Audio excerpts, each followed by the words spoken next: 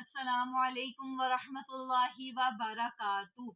اچھے انسان کے ساتھ تو سارے ہی لوگ اچھا سلوک کرتے ہیں، لیکن ہمارے نبی صلی اللہ علیہ وآلہ وسلم نے برے انسانوں کے ساتھ اچھا سلوک کیا،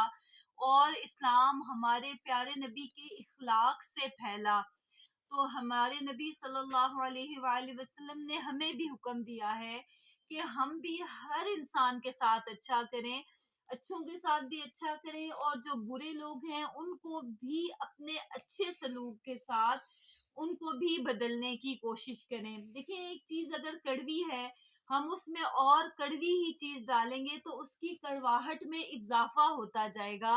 لیکن اگر ایک چیز کڑوی ہے اور ہم اس میں مٹھاس ڈالتے جائیں تو وہ کڑوی چیز ایک نہ ایک دن میٹھی ضرور ہو جائے گی۔ تو یہی ہے کہ ہمیں ہر کسی انسان